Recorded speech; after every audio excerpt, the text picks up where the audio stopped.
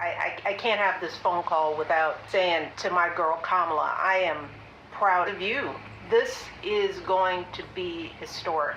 We called to say Michelle and I couldn't be prouder to endorse you and to do everything we can to get you through this election and into the Oval Office. Oh my goodness. Michelle, Barack, this means so much to me. I'm looking forward to doing this with the two of you, Doug and I both, and getting out there, being on the road. But most of all, I just want to tell you the words you have spoken and the friendship that you have given over all these years mean more than I can express. So thank you both. It means so much. And we're going to have some fun with this too, aren't we?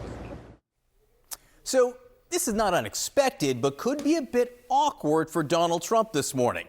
Overnight, his campaign said it would not commit to debating Harris, in part because she had not been endorsed by Obama. Well, now she has. With us now, CNN's senior White House correspondent, Kayla Tausche. Kayla, again, not unexpected.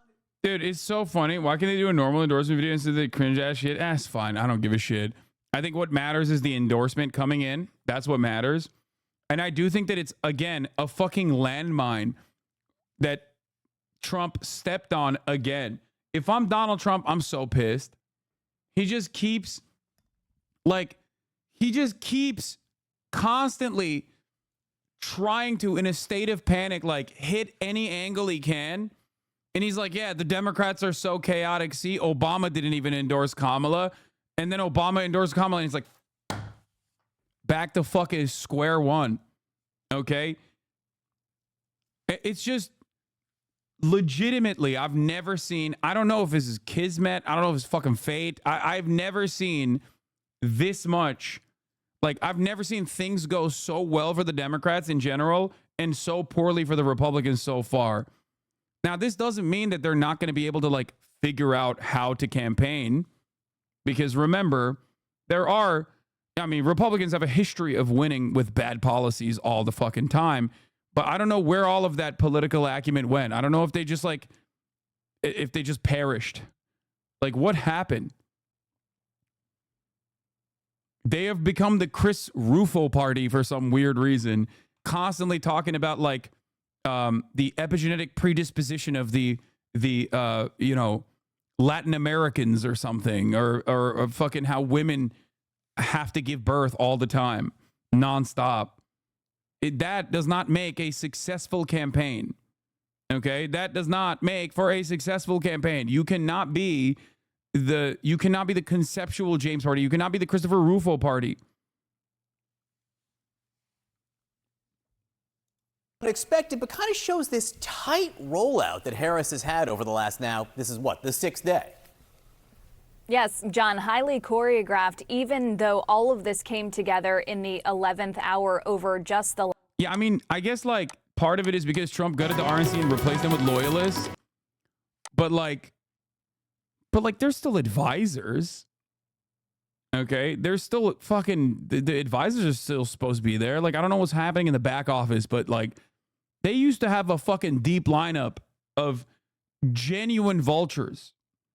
Okay? They used to have a deep lineup of actual vultures. Right? I don't know where they're at. What happened? Where are they at? Because right now, they are putting horrible numbers on the board. The entire family running the DNC right now, do you think or RNC right now, do you think they listen to anyone who doesn't agree with whatever they want to do? I often talk about how Democrats are too cowardly and too consistently focus testing their narrative. And that shows that they have no backbone, right? But Republicans have too much backbone in the wrong direction at this point. And they're not doing enough focus testing to be like, hey, maybe we shouldn't be doing any of the things that we're doing right now. You know? Has the old Republican money divested from Trump? No. No, old Republican money still is very much on. Come on. I mean, Miriam Adelson is like, I will give you billions of dollars if you nuke Gaza and permanently annex West Bank and shit. No, that's old money. That's old Republican money. Miriam is carrying the torch for Sheldon, right? That's not. you know, they still have the same investors. They still have the same donors. They're just picking up more donors from the VC side now. But the thing is, like, I guess you're right. Most of the Republican analysts that like gave them major victories are now considered to be rhinos and were run out of the party, and they just like sit on MSNBC and fucking chirp about Trump all day. So I guess that's what they're doing. They're too predisposed with like shitting on Donald Trump. They're getting involved with more with money than people. Yeah. Last week. This was a critical piece for Vice President Harris to get the endorsement from a party leader who still has influential sway across the entirety of the Democratic Party. It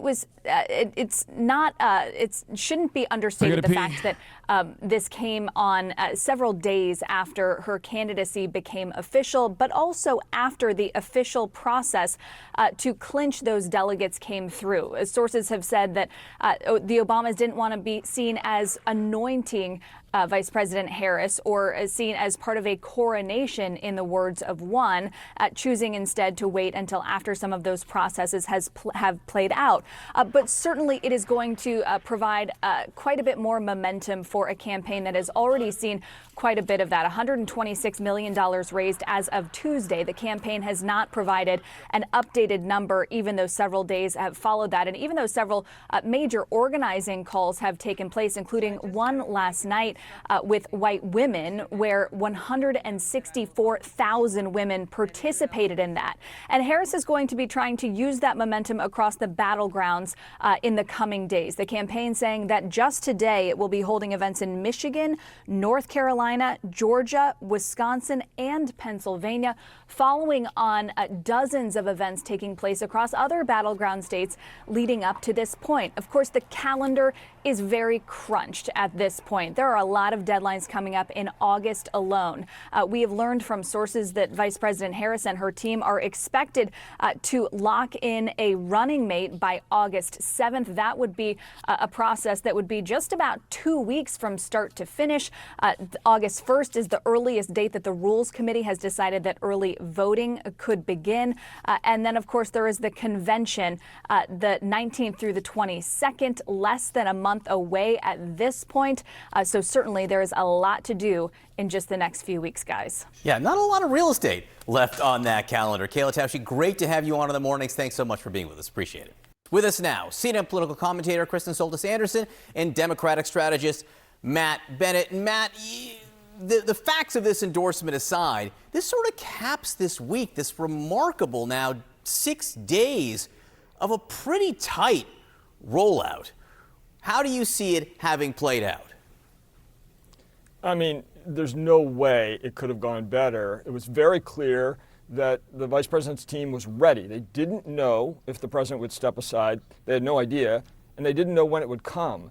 But the moment that it came, they just sprang into action, and they rolled it out in unbelievably perfect way. They made all the calls they needed to make. They rounded up the endorsements they needed. They kind of closed off the field to others. And then they put her out on the road and captured this incredible wave of momentum that followed this, sigh of relief that the party was giving, that we now have a nominee that seems really capable of prosecuting the case against Trump. And I think what you're finding is that the Trump team is definitely not ready. I mean, they have these ridiculous lawsuits. They're now saying they're not going to debate her. They're on their heels and defensive about J.D. Vance and Project 2025. So things have gone really well so far. We're going to get to the debate thing in just a moment. But Kristen, first to you, with the Obamas, is there anything unique politically about their endorsement? I don't think this was unexpected, but does this endorsement carry something special that others have not? Well, I think, one, it was smart to actually delay it a few days. There's a little bit of online chatter. Why hasn't Obama endorsed? Why hasn't Obama endorsed? It's smart because it takes the story and it makes yet another day. It gets to stand on its own as a story.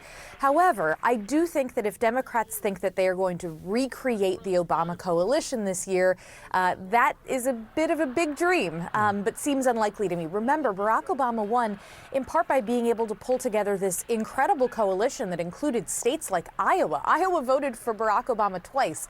And I'm not encouraging anyone to go bet a bunch of money, but I wouldn't go to Vegas right now and put a bunch of money on Kamala Harris winning Iowa in 2024. So, you know, for some of these politicians like Barack Obama, who's very talented, the question is, how much does his coalition, can it be rebuilt in new, much more polarized times? And count me a little bit skeptical of that. So Matt brought up the debates, and Kristen, I want to give this question to you because this has been such an unprecedented week. I've been surprised by a lot of things, big and small. One of the small things I've been surprised by is how much Republicans have focused on the process in the Democratic Party. And the debate's just one aspect of it. We have this release from the Trump campaign overnight backing off the debates, at least for now, that says, given the continued political chaos surrounding Cricket Joe Biden and the Democratic Party, the debates cannot be finalized until Democrats formally decide on their nominee. They go on to say there's a strong sense by many in the party, namely. I know you constantly say debates don't matter, but isn't this one of the few cases where not debating does matter and can negatively affect Trump? Yes, absolutely. Debates don't matter in a situation where you've like already fucking campaigned. It's literally September. Normally, when do debates happen? They happen in the month of September. You've already basically maxed out on your name recognition, right? You have two candidates that are running against one another that everybody has like kind of made up their minds on, right? In a situation like that, yeah, it's like, in a situation like that, it's like, yeah, you've made up your mind on Hillary Clinton. You've made up your mind on Donald Trump, right? You think he's like a outside of the box thinker. You think he's like anti-establishment. Hillary Clinton's pro-establishment, yada, yada, yada, right? But in a situation like this, debates do matter.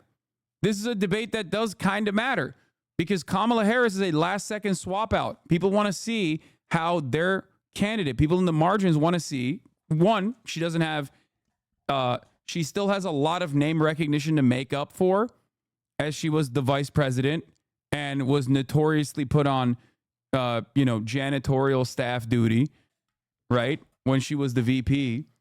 So she didn't get a lot of play in mainstream media. That is actually kind of beneficial for her in this situation because she didn't get a lot of avenues of attack beyond the fact that she's goofy and laughs a lot. Okay, so now that's actually playing a good role for Kamala to reinvent herself when she has a national podium, when she has all of the attention on her. Okay, you can deny debates. You can deny debates if you are already if you're in good standing, if you're like, if you've cleared the table, if you're like, oh yeah, I'm just going to win regardless. Like, who gives a fuck? Why would I give my opponent an opportunity to potentially get a couple sound bites off of me that will play well? But in this circumstance, because Kamala Harris is untested, okay, people will want to see her against Donald Trump. So in this situation, debates do matter a little bit more. Ultimately, door knocking is what matters. Good sound policy is what matters. That's how you win elections. It's not like there's no like world in which you just knock it out of the park in a fucking debate and then, the tides of history change. The only time where debates have been relevant is when they did it in fucking July or June, I guess at this point, super early. And 50 million people saw that the current president running for re-election was genuinely a carcass.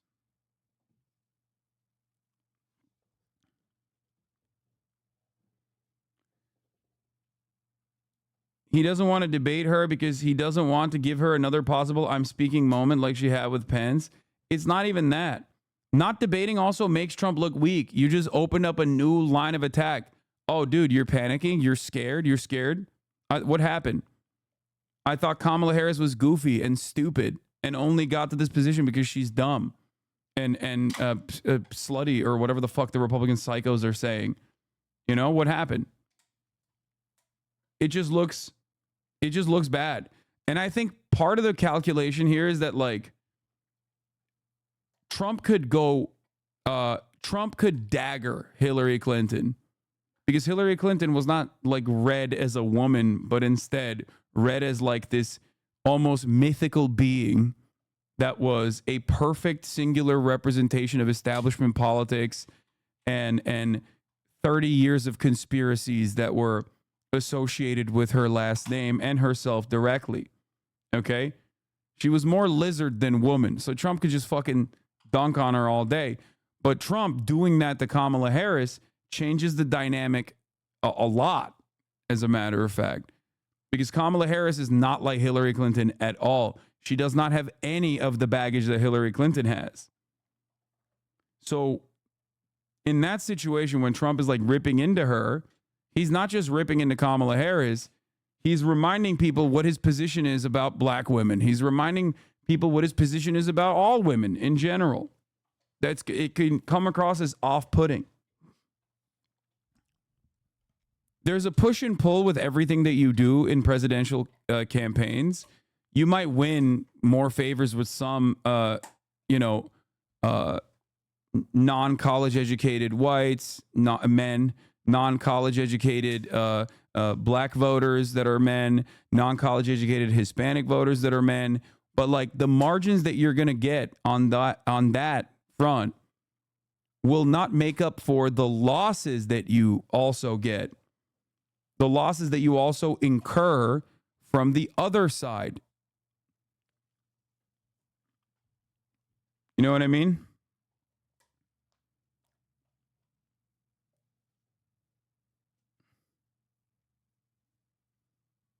How do you think Kamala's tough on black people crime will do for Republican messaging? What do you mean tough on black people crime?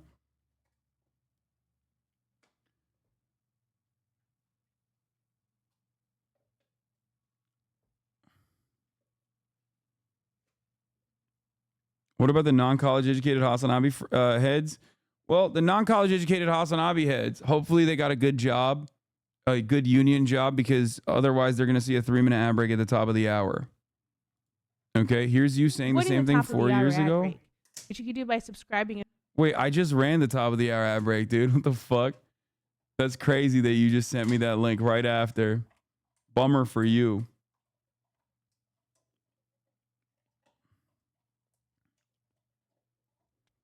He's just temporarily avoiding debate to discredit her as a legit candidate in the public eye, in my opinion. Yeah, I think it's not a good idea, though, because, again, it just shows weakness. Anyway, like I said, HasanAbi heads that are non-college educated, hopefully you guys got good union jobs so you can avoid seeing the ads at the top of the hour. When I run the 3-minute ad break,